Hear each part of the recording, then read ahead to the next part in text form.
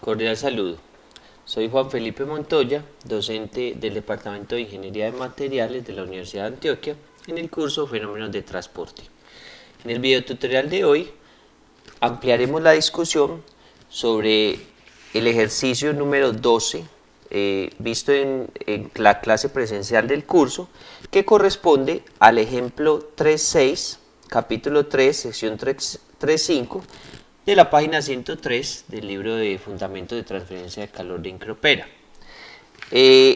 Todo lo que discutiremos en esta video tutorial lo podemos encontrar desde las páginas 103 hasta las páginas 106 del texto, y lo que haremos hoy es una ampliación del ejercicio, porque en clase lo resolvimos, pero dejamos de lado algunos aspectos por la premura de tiempo que se da durante los encuentros presenciales. Entonces, recordemos que el ejercicio se trataba de una pared plana compuesta por dos materiales, son materiales conocidos como A y B de forma genérica. Del material A sabemos que hay generación de calor y conocemos su conductividad térmica, mientras que el material B conocemos la conductividad térmica y también su espesor. Haciendo un esquema del ejercicio, entonces tenemos que el material A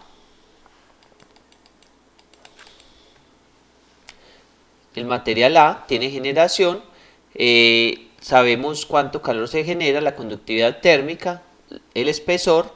En el material B no hay generación, sabemos su espesor, sabemos su conductividad térmica.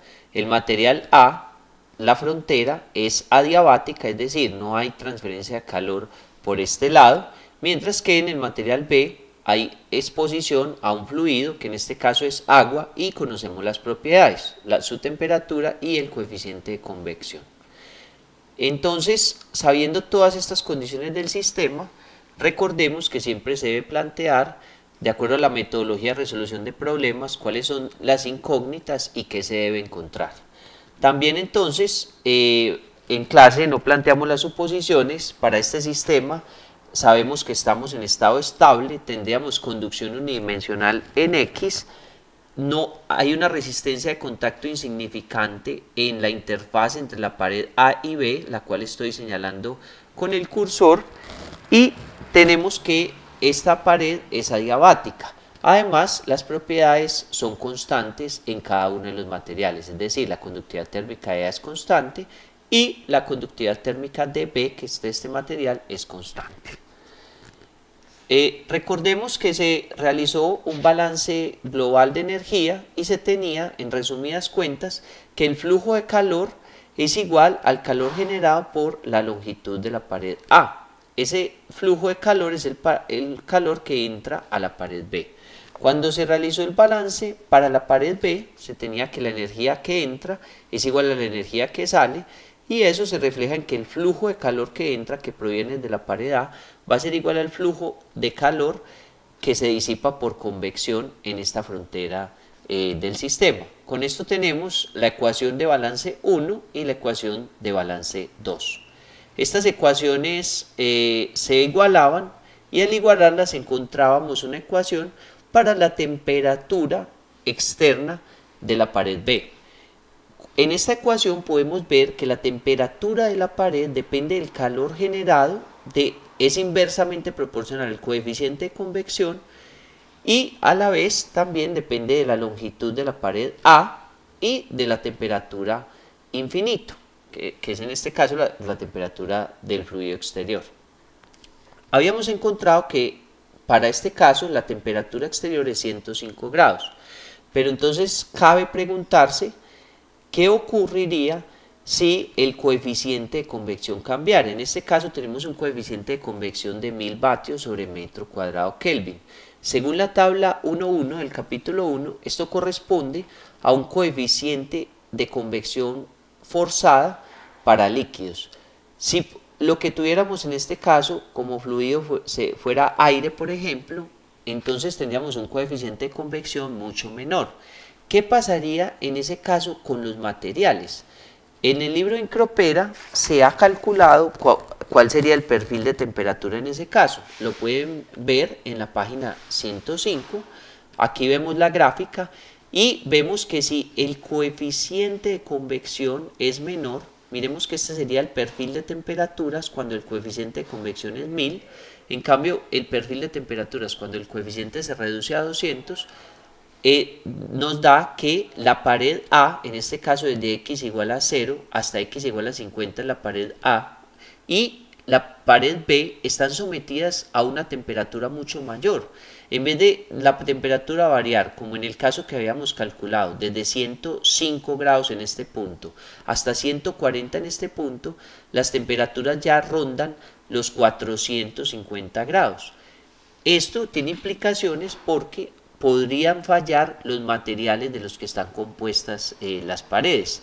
Entonces, este ejemplo es muy interesante porque como ingenieros de materiales, entonces debemos calcular cuál va a ser las temperaturas a las que van a estar expuestos los materiales y métodos para solucionarlo. Por ejemplo, en el caso de la pared que estamos analizando, si la pared no resiste temperaturas tan altas como los 400 grados, debemos poner un fluido que tenga un coeficiente de convección alto para que las temperaturas a las que estén expuestas los materiales sean bajas, como cuando el coeficiente de convección es 1000 vatios sobre metro cuadrado Kelvin. Es decir, esto es un parámetro importante de diseño. Miremos que la temperatura también va a depender del calor que se esté generando en la pared A. Entonces, miremos eso, como el coeficiente, como la temperatura es inversamente proporcional al coeficiente de convección, cuando el coeficiente de convección es mayor, la temperatura será menor. Otro aspecto interesante del ejercicio y que no se había discutido en el texto de Incropera es cuál es la distribución o perfil de temperaturas en los diferentes materiales. Recordando un poco, habíamos visto que la pared B se puede calcular mediante el método de resistencias térmicas, esto porque el calor es constante a lo largo de la pared, lo que no ocurre con la pared A, que sí tiene generación de calor y por tanto no se puede usar el método de resistencias térmicas. Se había planteado entonces el método de resistencias térmicas y se había hallado, gracias a él, la temperatura 1, que nos había dado 115 grados, y la temperatura 0 al final, que es de 140 grados, es decir, temperatura 0, 140 grados, es decir, la temperatura en esta parte, la temperatura 1 nos daba entonces 115 y la temperatura 2 nos había dado 105 grados. Entonces, recordando ese perfil, es importante analizar los resultados. ¿Qué es lo que ocurre? El perfil de temperatura será algo como esto. Miremos, esta parte representa el material A, esta parte representa el material B y esta parte representa el fluido al que está expuesta la pared B. En la pared A tenemos un perfil parabólico de temperaturas. Esto se representa con la letra A minúscula que nos va a describir cuáles son las características de la gráfica. La parte A corresponde a función parabólica en el material A. ¿Esto por qué se da? Porque tenemos una pared con generación de calor. Miremos que la letra B nos dice que hay una pendiente 0 para la derivada. Esto es, dt de x es igual a 0 en este punto porque es una pared adiabática en x igual a 0. En la letra C lo que nos dice es que hay una función lineal, es decir, un perfil de temperatura lineal. Esto se da porque a través de la pared B no hay generación, está en estado estable y es conducción unidimensional. En ese caso tenemos un perfil lineal de temperatura. En D lo que podemos ver es que hay un cambio de pendiente. Y esto se da este cambio de pendiente en esta interfaz se da porque las conductividades térmicas de los materiales son diferentes. Miremos que en B hay un gradiente de temperatura menor y esto ocurre porque la conductividad térmica de B es el doble de la conductividad térmica de A. Finalmente hay una caída fuerte de temperatura desde la parte exterior de la pared B que está a 105 grados hasta el fluido que está a 30 grados.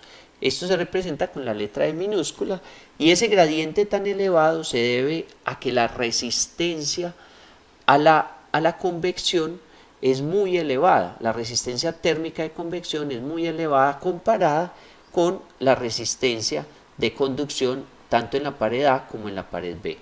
Esa resistencia, recordemos que se calculaba con la fórmula 1 sobre H, y este número es mucho más grande que la resistencia a la conducción dada por LB sobre KB o por LA sobre KA.